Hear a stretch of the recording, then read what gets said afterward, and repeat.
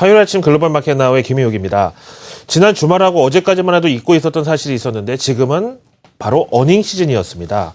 자, 미국이 부활절 연휴를 지나고 이번에 4일 만에 첫 시장이 열렸는데 여기서 또 여러 실적 발표 기업들이 성적이 쏟아져 나오고 있습니다. 이 중에서 오늘 월가에서 가장 뜨거운 관심을 한 몸에 받았던 넷플릭스 실적 어떻게 나왔나 한번 보시겠는데요. 솔직히 넷플릭스 뭐 글로벌 브랜드가 아니다 보니까 조금 생소하실 수도 있는데 지금 보시다시피 한 달에 $7 99센트 내면은 뭐 TV 다시 보기, 그다음에 미국 드라마 있죠, 뭐 이런 거 패키지로 볼 수 있는 스트리밍 서비스 하는 기업이고요. 이 넷플릭스의 어제와 오늘은 제가 이렇게 얘기를 합니다. 이게 2008년도만 해도 하룻밤에 $1 동네 비디오 가게였거든요.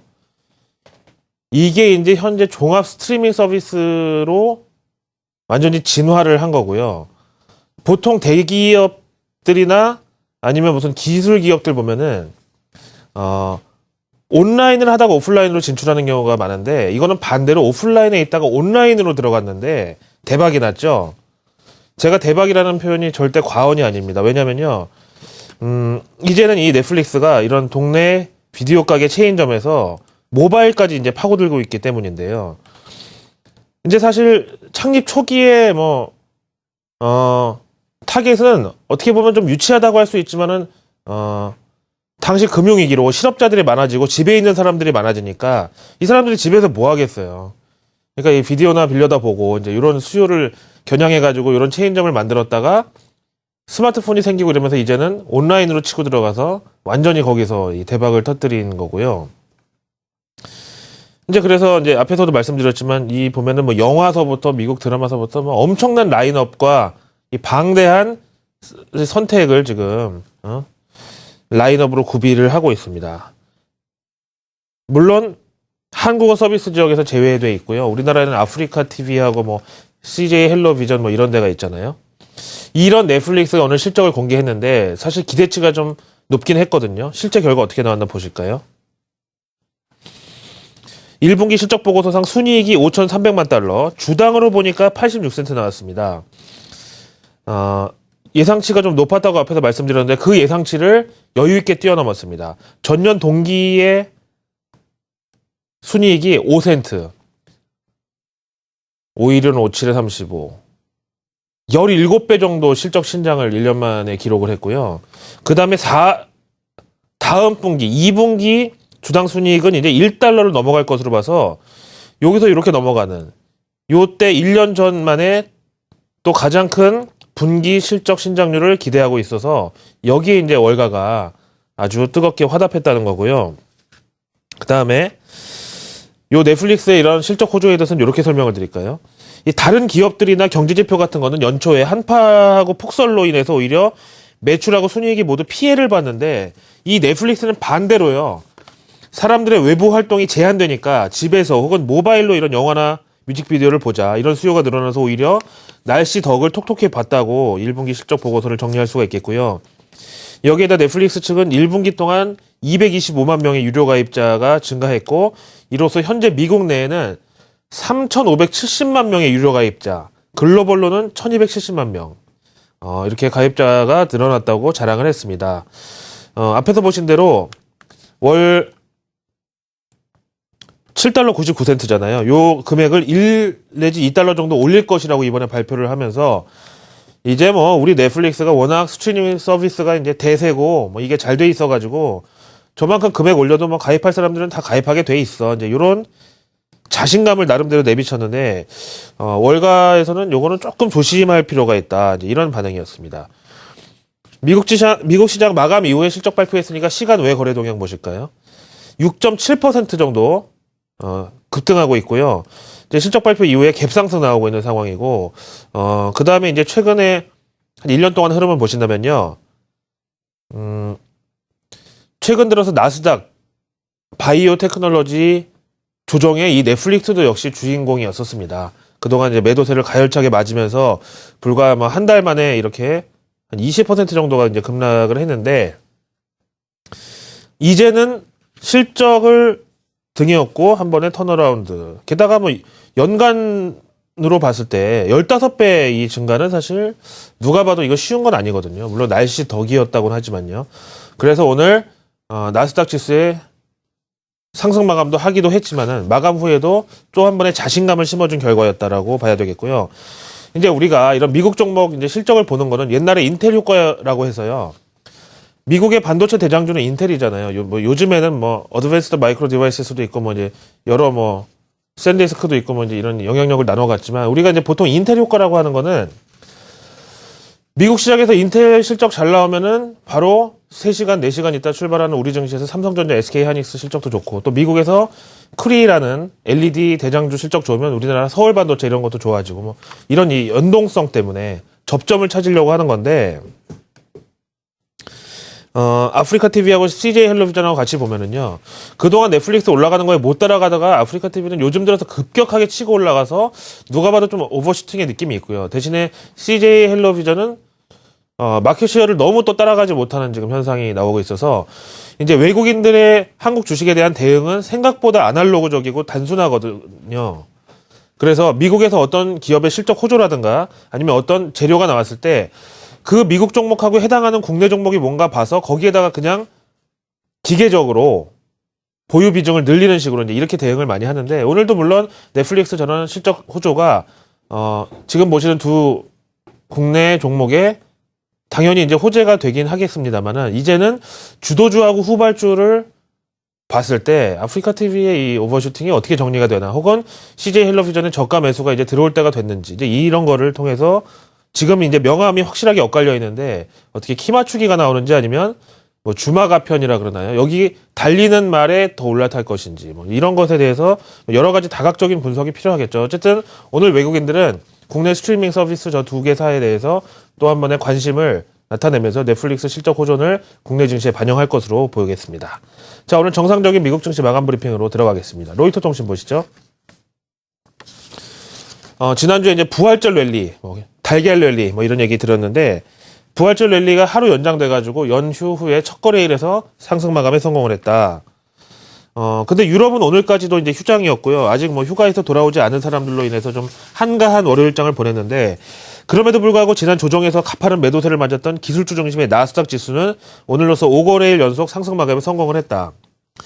물론 미국 증시 화요일 그러니까 이제 오늘 밤에 네임밸류가 큰 주요 기업들의 실적 발표가 이제 본격적으로 재개가 되지만은 지금까지 중간 성적을 보니까요. S&P 500 지수 구성기업 500개사 가운데 87개사가 실적을 발표했고 이 가운데서 62%가 예상치를 상회한 실적 호조를 기록하고 있는데 요거는 전분기 같은 기간 대비해서 약간 좀 떨어진다고 보네요. 아무튼 앞에서 말씀드린 대로 이제 보통 연휴 다음 날 증시는 거래량의 급증 아니면 급감 둘 중에 하나인데 오늘 같은 경우에는 일평균 68억 3천만 주 대비해서 한 40% 거래량 부진을 기록하면서 마감을 했고요. 장중에 보니까 뭐 올 들어 최저 거래량이라는 얘기도 있고 이랬습니다. 다음에 오늘 마감 후 실적 발표 기업 가운데서는 앞에서 보신 이 넷플릭스가 월가에 관심을 한 몸에 받았는데 이미 살펴보셨고요.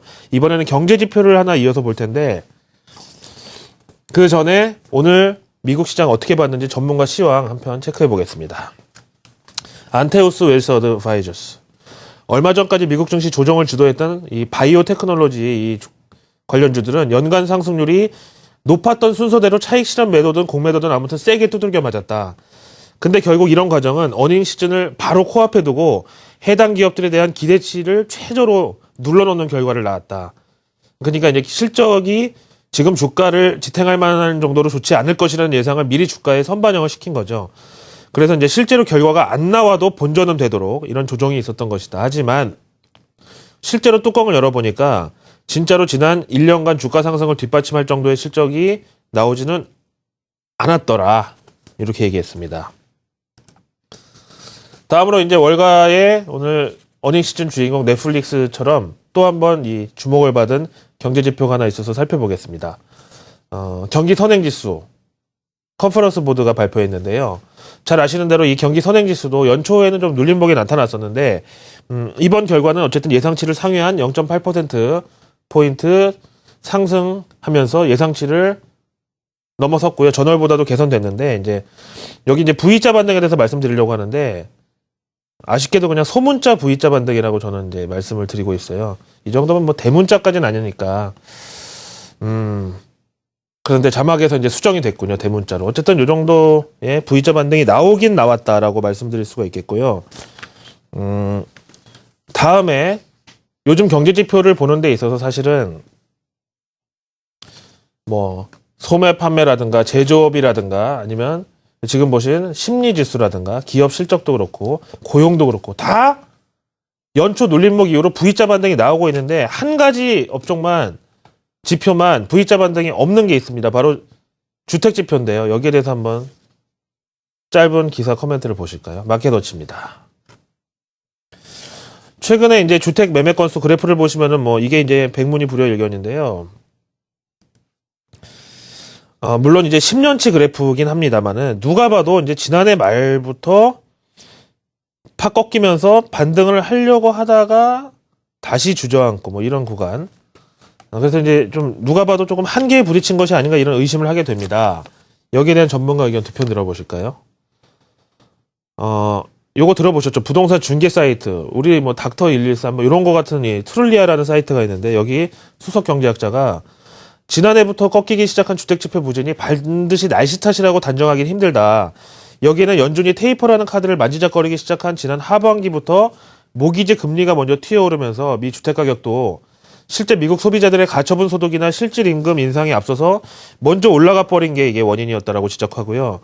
물론 현재 미국의 모기지 금리는 뭐 역사상 최저 수준이긴 하지만 최근에 추세가 저렇게 자꾸 모기지 금리 오르고 주택가격 오르고 이러는 게 실물 경제를 앞서 나가다 보니까 실제 소비자 수요가 따라가지 못하고 있네 이렇게 표현하고 있고요. 반대 의견으로는 UBS 리서치 보고서가 있습니다. 연초에 날씨 탓으로 완전히 바닥을 찍은 미국 주택 경기는 그때 이제 스프링처럼 에너지를 모아가지고 곧 있을 봄철 이사철 성수기를 맞아서 서프라이즈 수준으로 뛸 것이다. 게다가 최근에 이제 좀 걸림돌이 됐던 미국의 모기지 금리, 그 중에서 가장 일반적인 30년 만기짜리, 이거는 최근에 다시 반락하면서 이런 기대감을 강화시켜주고 있다라는 분석입니다. 마침 오늘 밤에 있거든요. 화면 보실까요? 오늘 밤 11시에 현지 시간으로 오전 10시 개장한 지 30분 이후에 3월 미국 기존주택 매매가 나오는데 이제 이것도 앞에서 말씀드린 대로요. 빨간 선이 모기지 금리거든요. 지금까지 금융위기 이후 지나면서 모기지 금리가 이렇게 하락하는 구간에서 주택 판매는 늘어나는 식으로 역동조화가 나왔었는데 최근에 이제 모기지 금리가 이렇게 오른 구간이 이제 테이퍼 영향이라고 봤을 때 다시 이제 꺾이면서 내려오고 있는데 주택 판매는 역동조화가 이번엔 안 나오고 같이 처지고 있다는 거예요. 뭐가 맞느냐? 저는 이렇게 봅니다. 아무래도 오늘 밤 주택 지표는요.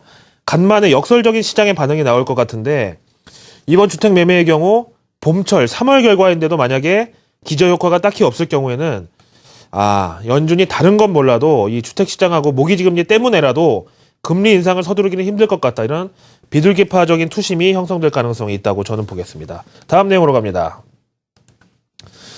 지난주 이 시간 이 자리에서 부활절 랠리에 대해서 말씀드렸죠. 그래서 뭐 달걀 랠리, 계란 랠리 뭐 이런 게 이제 그때 나온 건데요. 그러면 부활절 다음 주 증시는 어떠냐? 그때로 돌아가서 보시면은요. 부활절 주간에 미증시가 오를 확률이 64%라고 했고 그때 평균 상승률이 S&P 500 지수 기준으로 0.9%라고 했는데 일단 적중을 했죠. 진짜로 올랐고 상승률도 거의 이제 비슷하게 나왔는데 여기에서 이제 탄력받은 이 비스폭 인베스트먼트 측에서 그럼 부활절 다음 주도 우리가 한번 보자 이래갖고 부활절 다음 주간은 상승할 확률이 60%로 뭐 홀짝으로 봤을 때 절반보다 높고요. 상승률은 그 대신에 높지는 않은 것으로 0.3%대 정도로 집계가 됐습니다. 물론 이제 과거의 통계 자료가 미래의 수익을 보장하지 않지만은 뭐 산타랠리라든가 뭐 아니면 미국 증시 격언 중에서 sell in May and go away 있잖아요. 5월에는 주식을 팔고 떠나라. 이런 것도 그렇고 어쨌든 뭐 시장이라는 게 뭐 사람들의 심리가 만들어내는 장이니까 뭐 과학과 비과학의 합작이라고 봐도 되겠죠. 마지막으로 MSCI 한국 지수입니다. 이것도 역시 오랜만에 나온 지수고요. 63.84 기록하면서 오늘 미증시 상승을 그대로 쫓아갔습니다. 일단은요.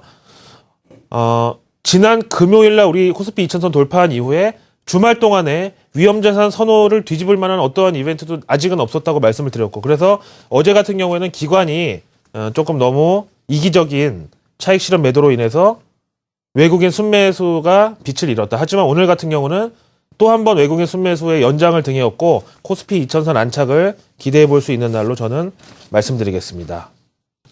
화요일 아침 글로벌 마켓 나우 준비한 내용 모두